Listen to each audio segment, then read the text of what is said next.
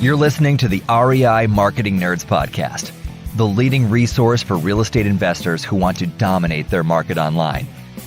Dan Barrett is the founder of AdWords Nerds, a high-tech digital agency focusing exclusively on helping real estate investors like you get more leads and deals online, outsmart your competition, and live a freer, more awesome life.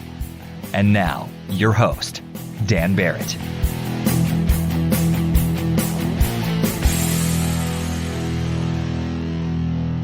All right, I'm here with Andrew Newlon from ozarkshousebuyers.com. Andrew, how are you, man? What's going on? I'm doing great. How about yourself? I'm doing well. We were just talking. I'm still a little sick, so I've been coughing and hacking my way through the day. But this is the first day in like a solid week that I don't have a fever and I slept more than 6 hours. So basically, I feel amazing. So that's good. So you're going to get high energy, Dan, for this interview. But good. We picked the right day. Yeah, well, definitely we could not have done this a different day. But so for people that don't know you, you are a real estate investor. You're in the Springfield, Missouri, and kind of like surrounding areas. So could you describe your market a little bit? Like, where are you investing right now? Yeah, we're in Southwest Missouri. Our hometown is Springfield. It's to us, it's big, but to most people, it's a pretty small community, 165,000, 170,000 people. In Springfield, the metro area includes roughly about 250,000, a lot of rural towns that connect right up to it. And that's where we primarily focus on. And then we do some investing down in Lubbock, Texas as well. All right, cool. And so for people that want to check you out there, I know you have a different website for Lubbock, which is 806housebuyers.com. And for people that are listening, we're going to link to Andrew's websites in the show notes for this episode. So if you go to adwordsnerds.com, you click on the podcast link, you'll be able to find links to Andrew's websites and everything. And I'm really going to encourage people to do that. But before we go down that route, let's kind of stay here and talk about the basics a little bit. So break down for people the kind of investing you're doing. Like, what's your model right now? Are you like flipping, wholesaling? What's your kind of thing? Yeah, we focus on just generating leads, getting a house, and finding a good investment property. And then once we've identified that and we move towards closing, we have three strategies we use. We will wholesale to other investors we work with. That provides the cash for us to keep our operations going. We'll fix and flip one or two projects at a time. And then we try to add to our rental portfolio as we go along if the deal fits our criteria. Okay. And how long have you been doing that? Like how long has this business kind of been in this current iteration? Yeah, we bought our first property in 2013 and bought a couple properties over a 2-year span and then went full time in 2015. And well, we're still here. Yeah. What were you doing before you were full time? I was in the Army Reserves. I was going to college and I was an apprentice electrician. Okay. All at the same time. Yeah. Well, that sounds like a lot of stuff to me. I don't know. I've never done any of those things, but that sounds like kind of a lot. So what made you jump into real estate at all? And it sounds like you had a lot of stuff going on. So like what got you into real estate investing? What was your gateway drug, if you want to call it that? Yeah. My business partner, Josh, and I, we've been friends since we were young teenagers. And we started working on a couple of our friends' parents owned some rental properties. So we began working on them for them during the summer, kind of side jobs. And we realized what they were doing with their financial future and what real estate was doing for them. And they kept saying, if we knew then what we know now, we would start at your age. And we just took that to heart. Like we just took action and said, we really don't know what this is. We don't know if we will truly enjoy it, but we like working on houses. So let's give it a shot. And so that's exactly what we did. We bought the first house and then got addicted after that. Wow, that's really amazing. Like, it's funny, literally, I was on a call before you and I started talking, and I with someone else who's running a marketing agency, and I was having this conversation with them, and I was saying like, if I could go back 2 years and like tell myself, XYZ, this is what I would say. And as I was talking about that, literally the thought I had in my mind is like, no one ever follows that advice. The advice where you're like, if I could only go back in time and do blah, like no one ever does that. And no one ever actually like does the thing. So you actually did it, which is pretty amazing. I mean, I think especially at a younger age, that kind of have that kind of like forward thinking mindset is pretty rare. Right. Yeah. I feel like we're lucky that we took action. Looking back, know kind of like how blind we were, but we just had the hustle and the determination to make it work no matter what. And we just stayed persistent and it just kept growing. We've never taken a step back. Yeah. I mean, I think that's really awesome. Are you still in business with that original partner? Yep. Awesome, man. That's super cool. So tell me a little bit about your market. So like you're in that kind of Springfield area. What is it competitive? Like, do you have a lot of investors around where you are? Is it, it's like, I don't know, just describe to me kind of like what your day-to-day kind of competitive landscape looks like. Yeah, I think it's all relative. I would love to find a market that's not competitive. Yes. Fortunately, in our market, I don't feel like it's super competitive. And I say that not because we don't have competitors. And when I say competitors, I'm not always talking about other investors, but we're talking about real estate agents. We're talking about other options to those homeowners. But we track our leads, whether we buy the house or not, pretty well. And not often do we see a quote unquote competitor do a deal that we were working on. It does happen, but not as much as I would expect in order to call it a super competitive market. So there's competitors out there, but really we work more with them than we do against them. Yeah. It's a good, stable market. Our medium house price ranges from 120, 130, depending on who you talk to or the source. And we have good stability. So it doesn't fluctuate like as if you were in San Diego or Miami or one of the bigger markets. So it's it's a rental market. It's great for rental properties. It's not so much of a fix and flip market. You can, but the margins usually aren't big enough to outweigh the risks.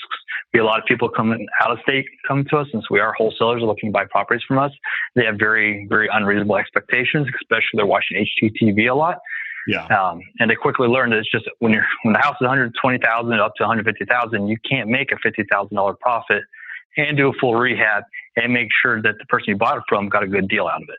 That's interesting. Do you feel like the whole HGTV thing, has that made it easier to work with people because they just have like a much deeper understanding, or like, I don't know, deeper is a good word for it, but they have more of an understanding of like what it is that is actually happening behind the scenes? Does that make it easier to do deals, or does that make it harder?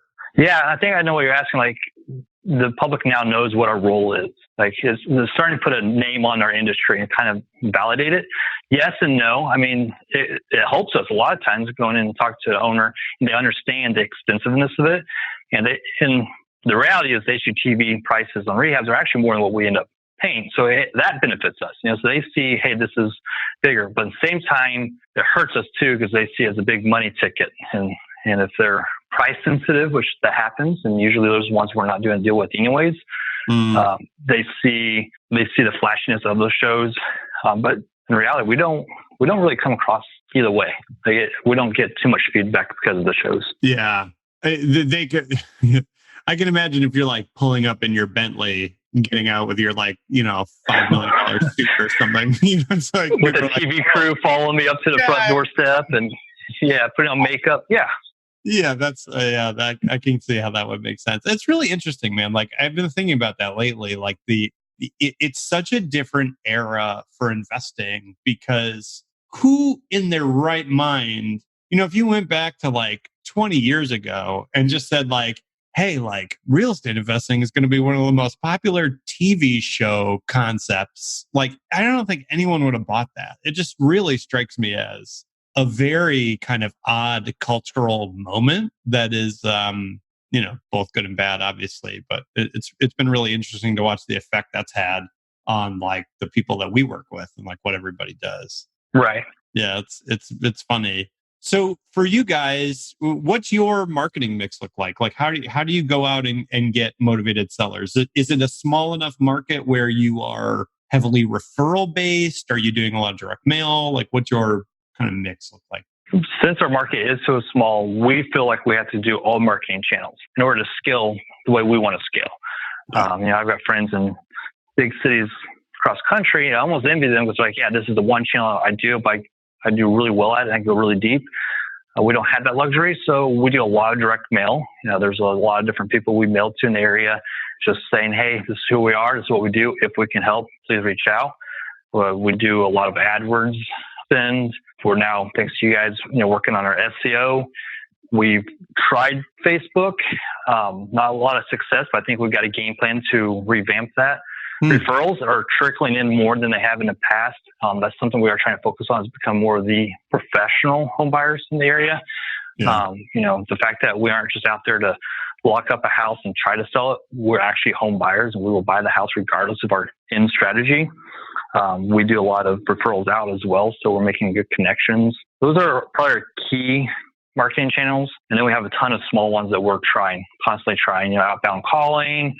We used to be the horrible people putting out signs, realized that was just not worth the hassle. Yeah. So there's a ton of smaller ones we use. Yeah, it is interesting. You're saying like if you're in a smaller market, you really have to kind of hit on all cylinders because there's not any one channel that's going to be like, well, this channel produces like 500 deals a year or something like that. You know what I mean? It's right. Exactly. It's got to be kind of a bringing everything together, which we got to turn over every stone. Yeah. It's funny. So I said earlier, I wanted everyone to go check out your website, and you should. So if you are listening to this and, not if you're driving. If you're driving and you're listening to this, don't do this. But if you are listening to this, you're in a computer, you got your phone or whatever. The website is Ozarks House Buyers. So Ozarks with an S, House Buyers with an S.com.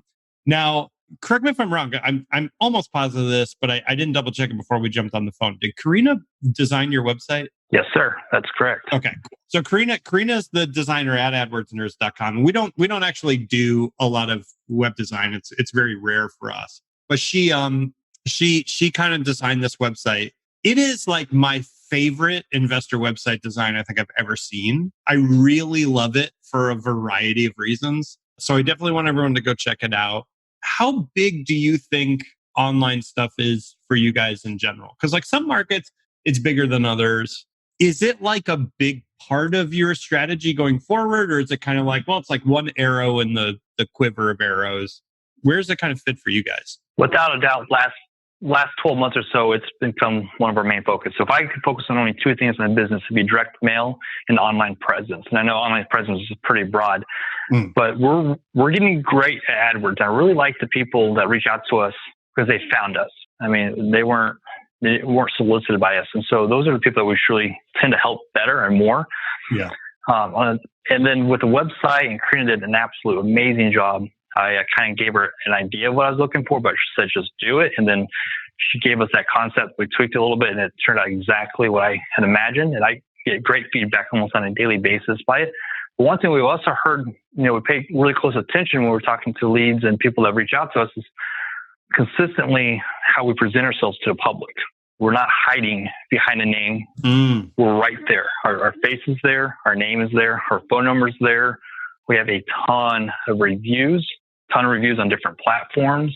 We're real, and we try to be as real as possible. And it's very clear when you land on our page what to expect from us as well. Yeah. And we're not pushy. It's like, this is the services we have. This is who we are. So by the time someone calls us, they feel comfortable. So yeah, I think from a lead generation standpoint, it's a huge focus of ours, but the credibility and setting the stage for, a good close if it's needed, helps as well. Are you an investor who wants to dominate your local market? Do you want more leads and deals online? Then download your copy of the Motivated Seller Blueprint, absolutely free at www.adwordsnerds.com/gift. What are you waiting for? Go to www.adwordsnerds.com/gift right now to get your copy of the Motivated Seller Blueprint. You hit on two. It's really even just one massive thing, and this is something I've harped on this show before, but I want to say it again because I think it's really critical. And I think, just like you said, you guys do a really good job of this. Your faces are on the website. Your names are on the website. There are so many real estate investor sites that you go to, and if you want to call them, you have no idea who you're calling. Like none. You don't know what their name is. You don't know anything about them. And I think it creates this very real like anxiety barrier for a potential seller to reach out to an investor. And it's like, you can just look at the website, you see everybody's faces, you know what you guys look like.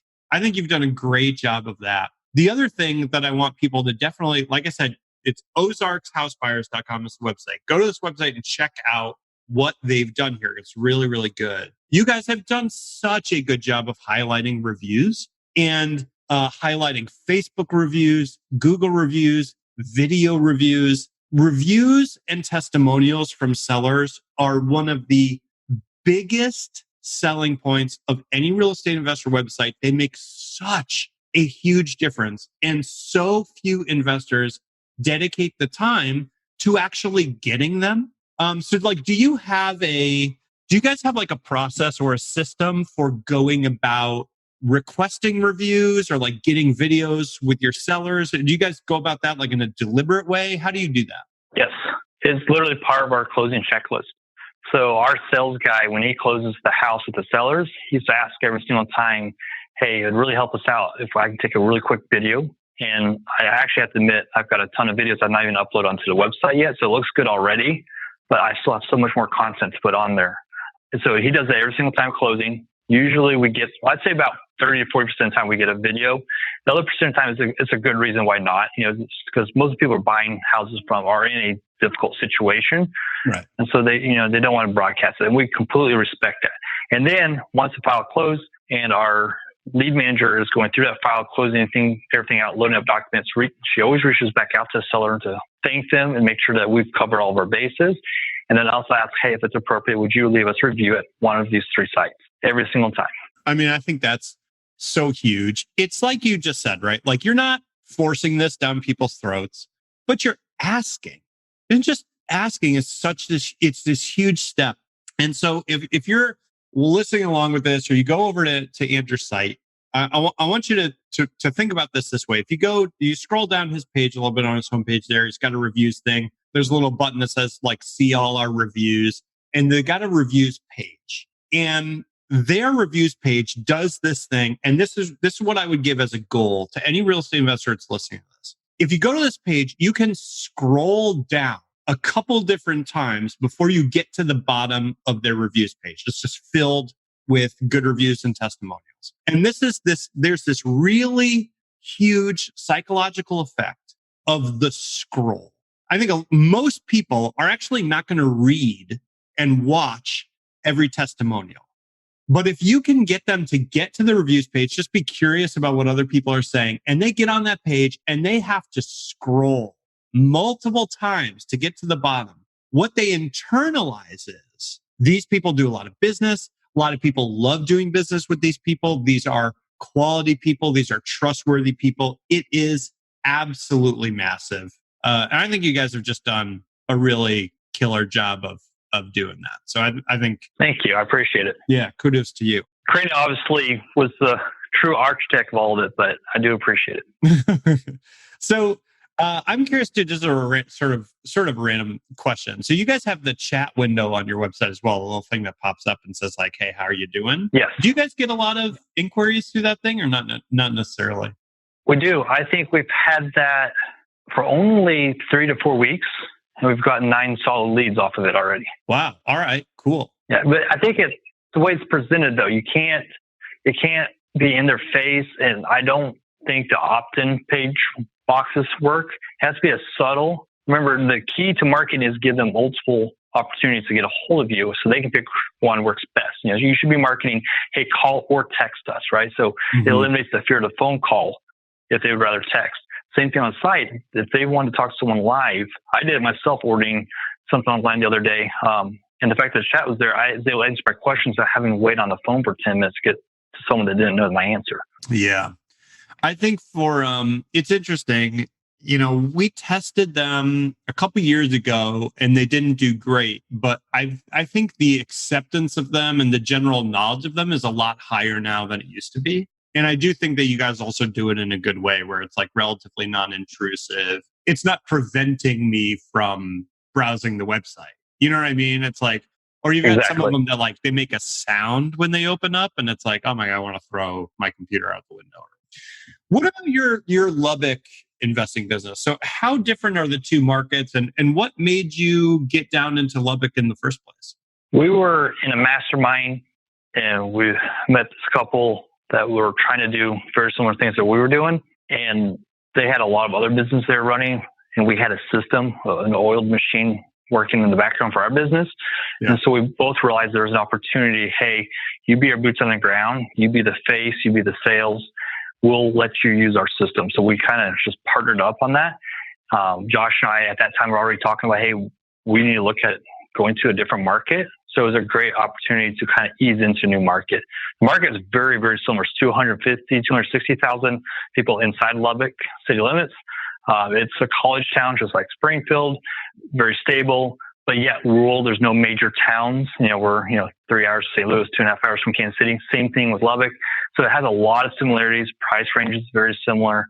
Marketing seems to be feeding the same. So that's helped out a lot. There wasn't like a big learning curve from going from here to San Diego and like, oh, these houses are, 7 figures, and I buy houses usually from $20,000 to $70,000. Right. Yeah.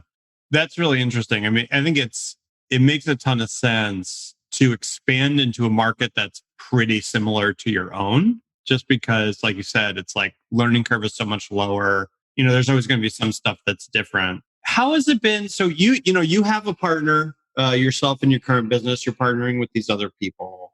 As someone who, my business is my own, and I always say like, I would have liked to have a partner. I just never did. How has it been kind of good or difficult or challenging to work so closely with other people as you kind of grow these businesses? All of the above. It's been great.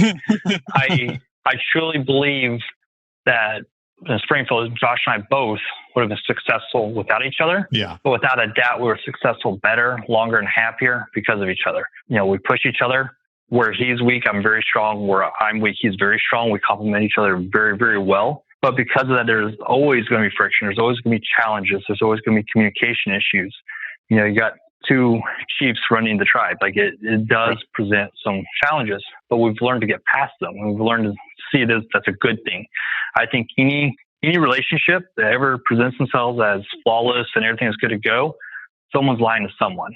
And so I appreciate the candidness and openness and the fact that we're both willing to push each other. So when I'm down, he's up, and when he's down, I'm up. Right.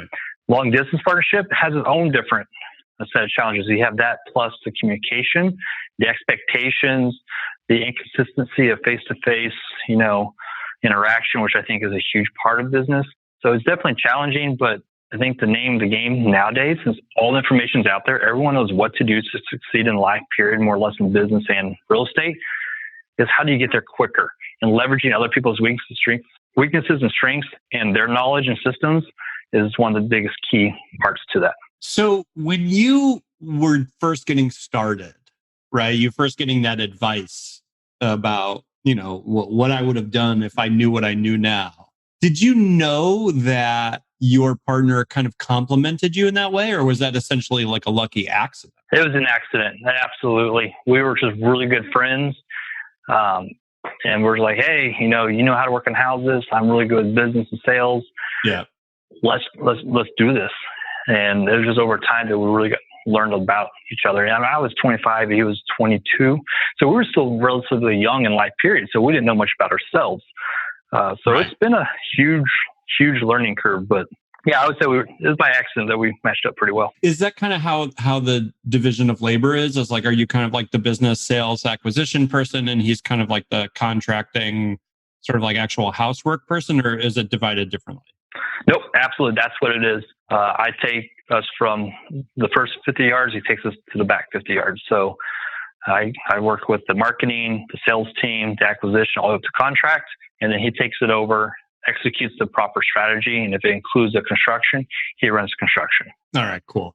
It's so funny, man. It's like, you do a lot of these, you start to see patterns. And I think the successful businesses where the partnerships that really work well, there's almost always that really stark separation of like responsibilities, where it's like, you do this part, I do this part. And I think it's where it meshes and overlaps is where a lot of the problems end up happening. And you get people who are like, right. Oh, we're both 50-50. We both do everything.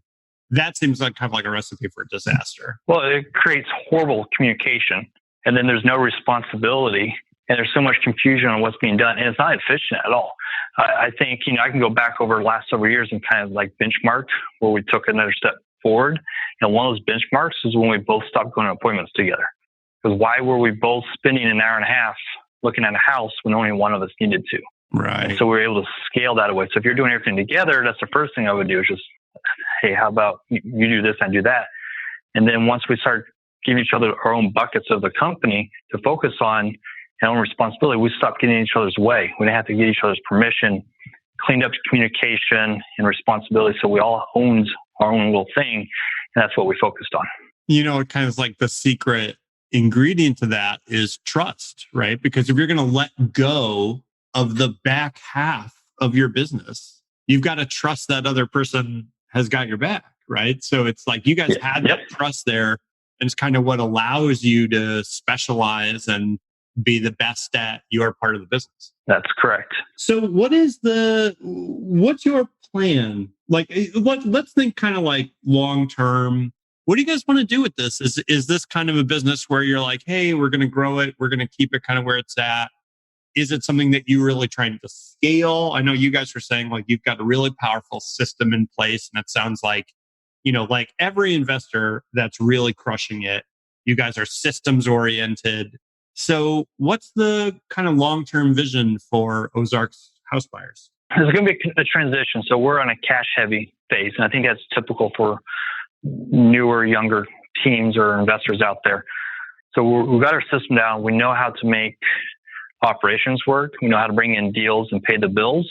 So we will, within the next 12 months, start transition to more of a hold operation. So we won't take away from it. So we've built an operation. We have a team. I love sales. I love managing. I love directing and leading. So that will always be my puppy. I always grow that as big as we can get it. But the end goal is to be passively free. And I think that's very common. Right. I'm not going to be able to do that running a sales team, crushing deals every month. So we will transition to we're preparing for a future. What that looks like specifically, we have a hard time putting a name on it because it changes and the market changes. So I don't want to limit ourselves, but definitely multifamily. We're attracted to self-storage units and mobile home parks as well. But large items that's going to provide the cash flow that truly is going to get us to where we want to be in life. Yeah. I mean, it sounds amazing, man. I think you're right. It's like, it's so much work to grow a business from 0 to 1, right? It's so much work to go from nothing to something, especially something that's stable. And having that kind of passive aspect of that, and it's just such a big force multiplier because then you're really free to do anything, right? If that business runs without you and you're providing cash flow and, then you only have to do the thing that you really want to do. And that's a really, really powerful place to be. It creates that time and that room for creativity because then you can start thinking elsewhere. We're all stuck in I have to do this, but when you remove yourself from that, then your time is now freed up to be creative, to build and scale or go into something else that you want to do. Yeah. And that's when you really break open interesting parts of the market, right? You start to see new ideas, new models emerge. And there's a ton of room for that, I think, in investing. So that's super, super exciting. For people that want to learn more about you guys and what you're doing, where should they find you online? Yeah, they can go to ozarkshousebuyers.com, our website. If they're in the Texas market, they can go to 806housebuyers.com as well. We're on Facebook. You can look up Ozarks House Buyers on our Facebook page, or you can just look me up, Andrew Newlon, Newlon. As well, reach out to us. We'll gladly help anyone we possibly can. All right, cool. And I will definitely link to both websites, the Facebook page, and I'll link to Andrew if that's cool. I'll link to your Facebook as well so people can find you. And yeah, man, this was an absolute pleasure. I really enjoyed it, getting to know a little bit more about you and what you guys are doing. And again, if you guys are listening to this, if you're an investor and you want to see someone who's done a killer job on their online presence, and I really mean that, definitely go check out ozarkshousebuyers.com. I highly recommend it. Andrew, thank you so much for coming on, man. It was my pleasure, and thank you so much for being on the show. Thank you, Dan. I appreciate your time and your team. All right. Cheers.